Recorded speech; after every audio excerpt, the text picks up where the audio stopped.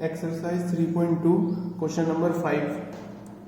Half the perimeter of a rectangular garden whose length is 4 meter more than its width is 36.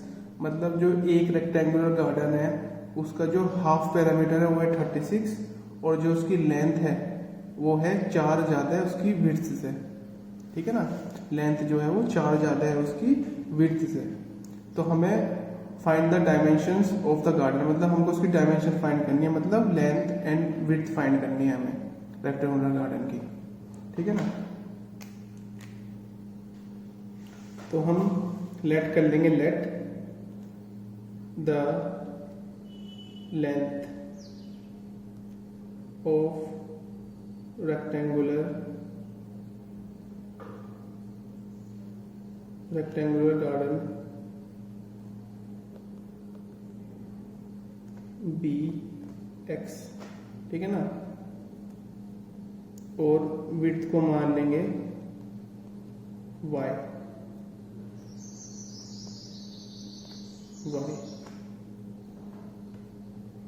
Metre. ठीक है ना, चाहिए मत लिखो, बाद में लिख देंगे। ठीक है ना, तो लेंथ को मान लेंगे x और विड्थ को मान लेंगे y। ठीक, तो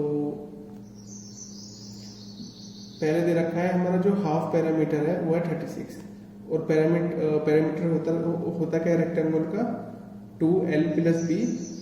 ठीक है ना, ये पैरामीटर होता है रेक्टेंगल का, पैरामीटर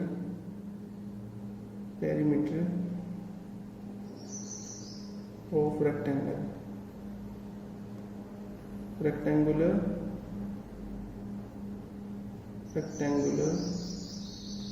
गार्डन क्या होता है 2 length + breath.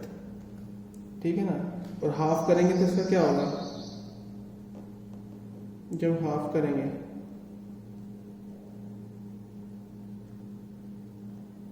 Half the parameter, तो हाफ करेंगे तो क्या होगा, तो l + b / 2, हाफ कर दिया, 2 से 2 कट जाएगा, बचा क्या l + b। और ये l + b जो आया हमारा, इसमें क्या दे रखा है हमारा हाफ पैरामीटर 36, तो l तो according to question l + b = 36 और l क्या माना है हमने, लेंथ x माना है और विड्थ क्या मानी है हमने, y मानी है। ठीक है ना, लेंथ हमने क्या मानी है x और विड्थ हमने क्या मानी है, मतलब ब्रेथ हमने क्या मानी है y, तो ये 36। ठीक है ना, तो ये तो हमारी फर्स्ट इक्वेशन हो गई। ठीक है ना, सेकंड हमारी इक्वेशन जो बनेगी वो बनेगी इससे, जैसे हमारी लेंथ बता रखी है, length is 4 metre more than its breadth, मतलब जो लेंथ है, मतलब जो x है हमारी वो 4 ज़्यादा है किससे, विड्थ से, और विड्थ क्या है हमारी y, तो x = 4 + y।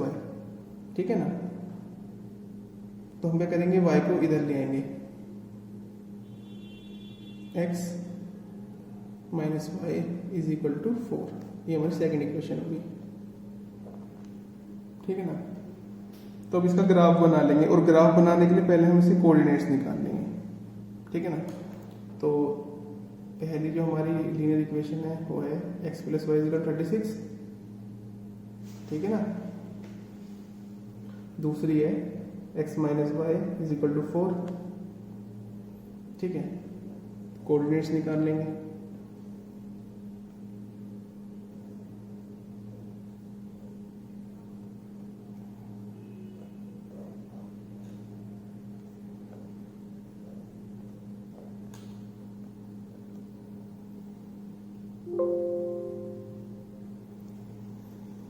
तो यहाँ पे हम जब x को हम 10 रखेंगे तो y हमारा 26 आ जाएगा। ठीक है, और जब हम y को 10 रखेंगे तो x हमारा कितना आ जाएगा 26। ठीक है ना, जब हम x को 0 रखेंगे तो y हमारा क्या आएगा -4, और जब हम y को 0 रखेंगे तो हमारा x आ जाएगा 4। ठीक है ना, तो अब हम इसका ग्राफ बना लेंगे। तो हमारे कोऑर्डिनेट्स क्या क्या हुए, 10, 26 एंड 26, 10, 0, -4 एंड 4, 0। ठीक है ना। अब इनसे क्या बना लेंगे, हम ग्राफ बना लेंगे।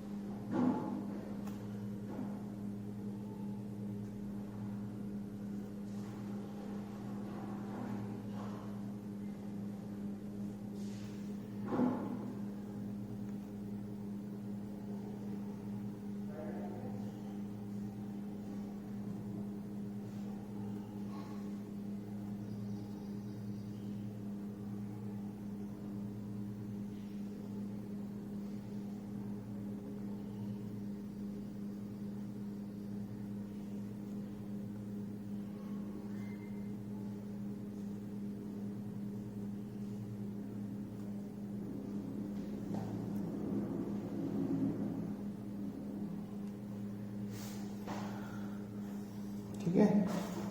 तो पहला जो हमारी फर्स्ट लीनियर इक्वेशन है उसका पहला कोऑर्डिनेट है 10, 26। तो एक्स एक्सिस पे 10 और वाई एक्सिस पे 26। तो 26 होगा हमारा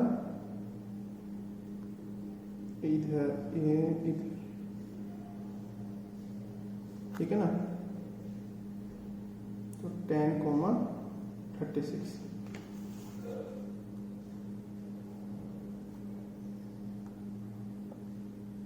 ठीक है, 10, 36। तो ये हमारा कोऑर्डिनेट हो गया 10, 26।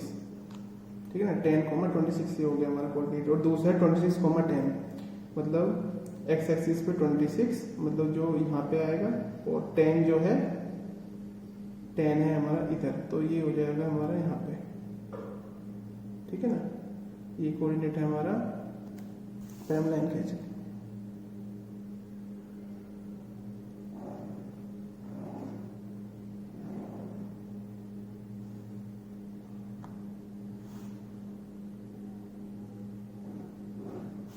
ठीक है, ये है हमारा 26, 10 और ये है 10, 26। ठीक है। और ये लाइन है हमारी x + y = 36। ठीक है ना। तो दूसरी लीनियर इक्वेशन के कोऑर्डिनेट्स हैं 0, -4, मतलब x एक्सिस पे 0 और y एक्सिस पे -4। तो x एक्सिस पे 0, y एक्सिस पे -4, मतलब यहाँ पे। ठीक है। और दूसरा है 4, 0, मतलब x एक्सिस पे 4 और y एक्सिस पे 0, मतलब यहाँ पे। ठीक है ना।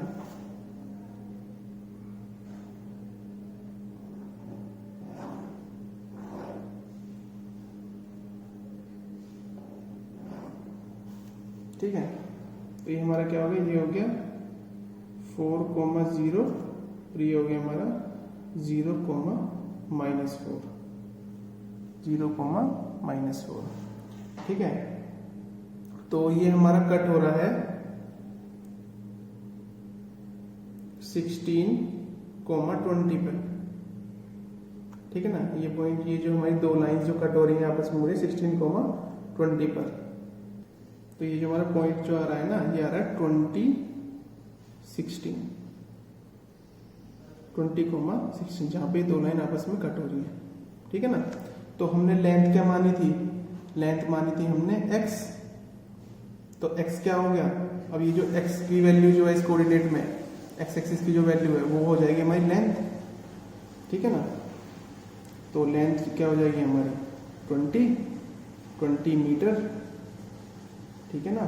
और ब्रेथ क्या है, ब्रेथ होगी, अब ब्रेथ हमने विड्थ जो है हमने y मानी थी, तो जो हमारी y इस कोऑर्डिनेट में जो हमारी y एक्सिस की वैल्यू होगी वही होगी हमारी विड्थ। तो विड्थ जो हो गई हमारी, विड्थ मतलब ब्रेथ, ठीक है ना। तो विड्थ हो गई हमारी 16 मीटर, ठीक है ना। तो ये दोनों हमारे आंसर हो गए, ठीक है। जब आप इस ग्राफ को ग्राफ पेपर पे बनाओगे ना तो बिल्कुल आपको एक्यूरेट कोऑर्डिनेट मिलेगा, ठीक है ना। तो आप इसको ग्राफ पे बनाना, मैंने तो इसको इस पे नोटबुक पे बना दिया, आप इसको ग्राफ पे बनाना, ठीक है। Question number 6, given the linear equation 2x plus 3y minus 8 is equal to 0, write another linear equation in two variables such that the geometrical representation of the pair so formed is intersecting lines, parallel lines और coincidence lines। मतलब हमको इसमें क्या बनाना है, एक और linear equation बनानी है, तो जो उसकी ज्योमेट्रिकल रिप्रेजेंटेशन होनी चाहिए वो होनी चाहिए जैसे इंटरसेक्टिंग लाइंस होनी चाहिए। तो ये देखते हैं कैसे करेंगे, ठीक है ना।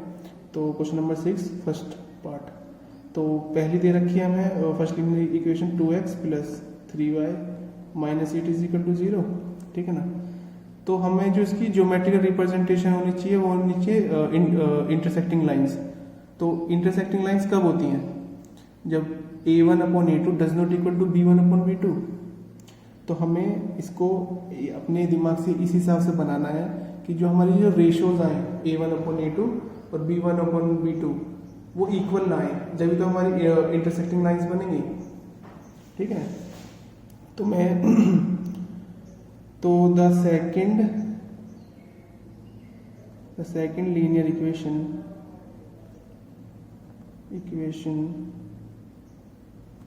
इज, मैं मान रहा हूं उसे 3x plus 2y minus 10 is equal to 0, ठीक है ना। तो ये क्या हो जाएगी, एज a1 जब a2 हम निकालेंगे तो a1 क्या है 2 और a2 क्या है 3, ठीक है ना। तो a1/a2 क्या है 2/3 आ गया। अब निकालेंगे b1/b2, तो b1 क्या है 3 और b2 क्या है 2 है, ठीक है ना। अब देखो ये दोनों रेशियोज आपस में इक्वल थोड़ी हैं, तो a1/a2 does not equal to b1/b2। और ये किसी कंडीशन होती है, ये होती है इंटरसेक्टिंग लाइंस की, ठीक है। तो हमारा आंसर क्या हो गया, हमारा ये हमें ये निकालनी है सेकंड इक्वेशन, ठीक है ना। तो ये क्या हो गया, हमारा आंसर हो गया। तो यहाँ लिख देंगे इसे, ये हमारा आंसर हो गया, ठीक है ना। 2x plus 2y 3x plus 2y minus 10, ये हमें निकालनी थी सेकंड इक्वेशन, ठीक है ना।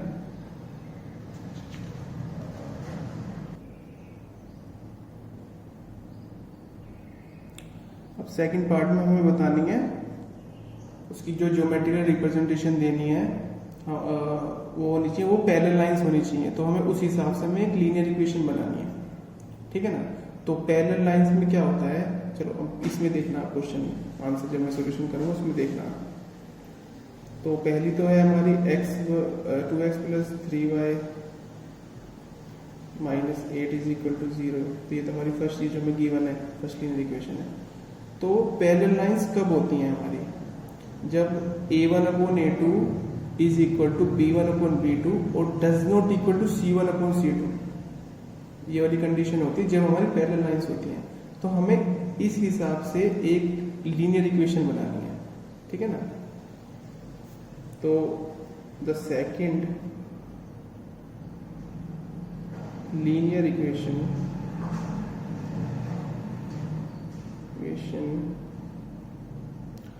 इन टू वेरिएबल्स इज, तो वो होगी 2x प्लस 3y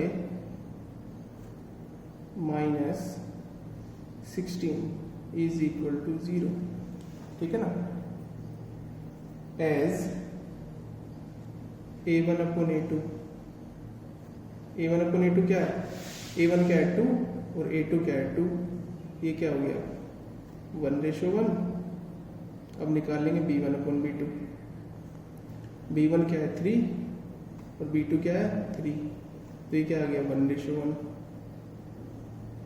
ठीक है ना। अब c1 अपॉन c2 निकाल लेंगे, c1 अपॉन c2, c1 क्या है -8 और c1 है -8 और c2 -16, तो माइनस से माइनस कट गया और 8 से 16 1/2। ठीक है ना।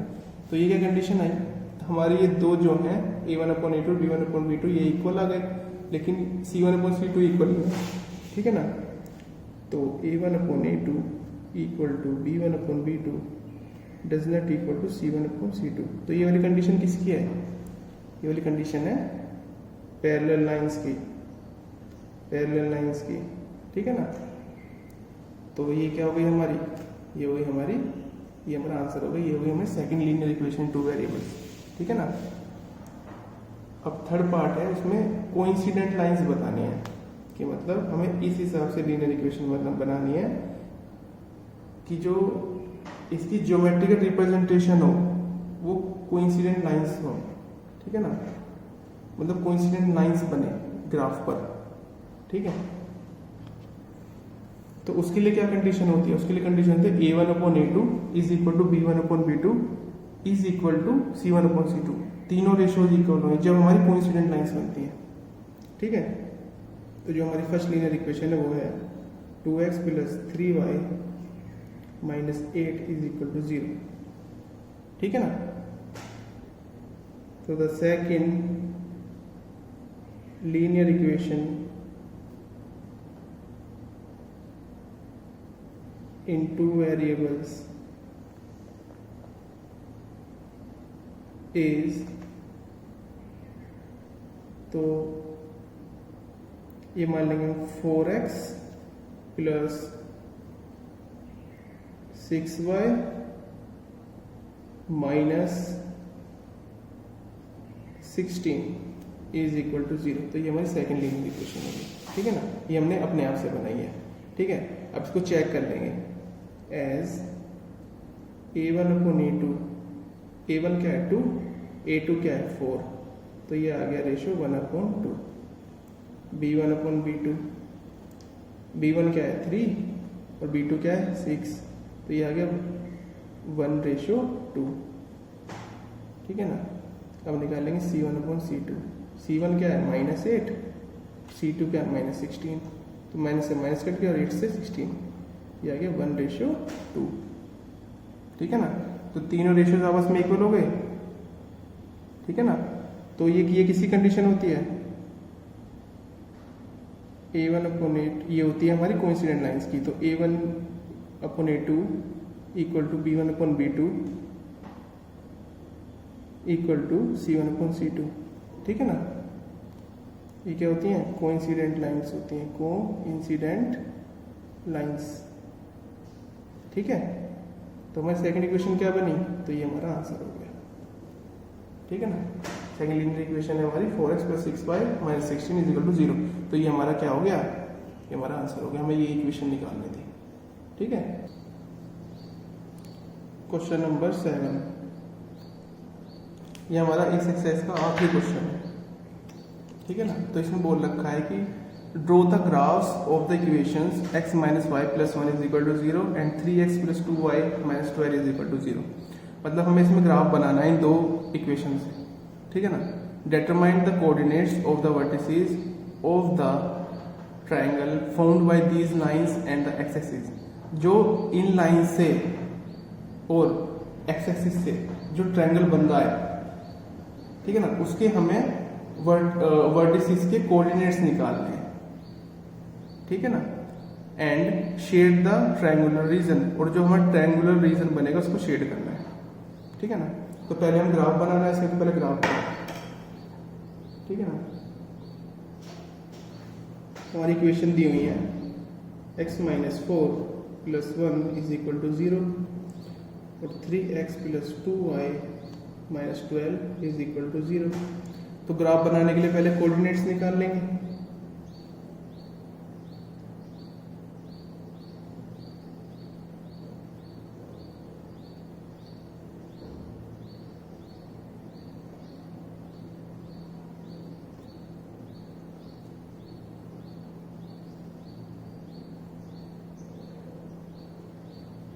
ठीक है, तो जब हम इस इक्वेशन में x की वैल्यू 0 रखेंगे तो y की वैल्यू क्या आएगी, y की वैल्यू आएगी 1, ठीक है ना। और जब y की वैल्यू 0 रखेंगे तो x की वैल्यू क्या आएगी, -1, ठीक है ना। इसमें हम जब x की वैल्यू 0 रखेंगे तो y की वैल्यू आएगी हमारी 6, और जब हम y की वैल्यू 0 रखेंगे, y की वैल्यू 0 रखेंगे तो जो हमारी x की वैल्यू आएगी वो आएगी 4, ठीक है ना। तो हमारे कोऑर्डिनेट्स हो गए 0,1 एंड -1,0, 0,6 एंड 4,0। तो हाँ, अब हम इन कोऑर्डिनेट्स की मदद से ग्राफ बना लेंगे।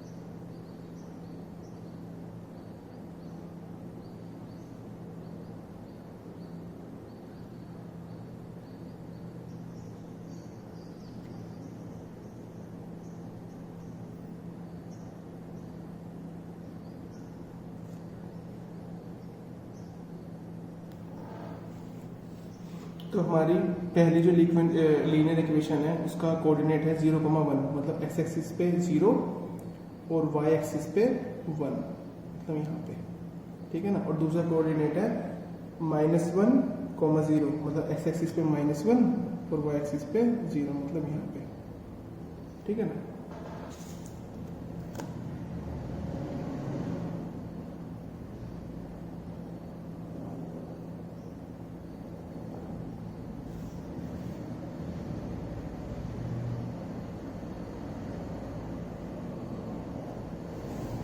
ठीक है ना। तो ये हमारी लाइन हो गई x minus y plus 1 is equal to 0।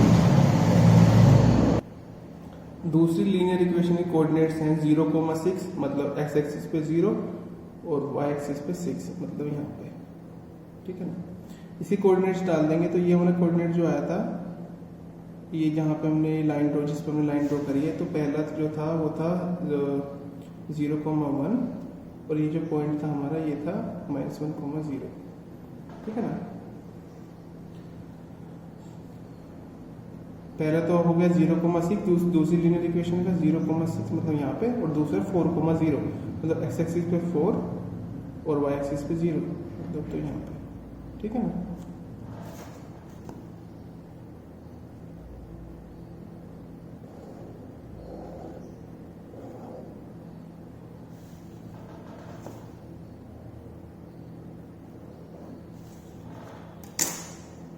तो ये है हमारा 0,6 और ये है हमारा 4,0। ये लाइन है हमारी 3x plus 2y minus 12 is equal to 0।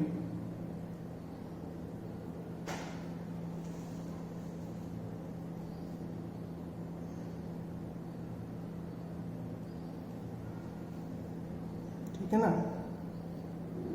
तो जो हमारा ये वाला पॉइंट है जहाँ पे दोनों लाइन कट कर रही है, ये है हमारा 2,3, ठीक है ना। तो वो ये हमारा क्या बन रहा है, ट्रायंगल बन रहा है। और इसके जो वर्टिसेस हैं, मतलब वर्टिसेस क्या होते हैं, जैसे ट्रायंगल में 3 वर्टिसेस होते हैं, जैसे एक ये और ये, ठीक है ना। इनको बोलते हैं वर्टिसेस, मतलब जो हमारे कोने होते हैं उनको बोलते हैं वर्टिसेस, ठीक है ना। तो उसके हमें कोऑर्डिनेट्स निकालने थे। तो कोऑर्डिनेट्स क्या हो गए ट्रायंगुलर के, मतलब कोऑर्डिनेट्स वर्टिसेस के ट्रायंगल के, तो क्या है वो, तो coordinates of the vertices of the triangle are, कौन कौन से हैं वो, -1, 0, 4, 0 एंड 2, 3, ठीक है ना। कौन कौन से, एक तो ये -1, 0, क्योंकि यही तो हमारा ट्रायंगल बन रहा है ये, तो इसके वर्टिसेस क्या है, -1, 0, 4, 0 और 2, 3, ठीक है ना। तो हमारा इसमें 3 चीज करनी थी हमें, एक तो ग्राफ बनाना था, फिर कोऑर्डिनेट्स निकालने थे ट्रायंगल के वर्टिसेस के, और फिर हम इसको ट्रायंगल को शेड करना था। तो ये जो हमारा रीजन है, इसको ये हमने 0, -1 लिखा है ना, इसको आप ऊपर लिख लो 0,1, इसका ये जो पॉइंट है हमारा, ठीक है ना, 0,1, इसको काट दो। अब हमें इसको क्या करना है, शेड करना है, इसको शेड कर दो आप,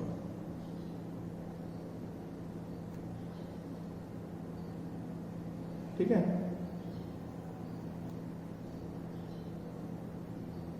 इस ट्रायंगल को हमें शेड करना है, ठीक है।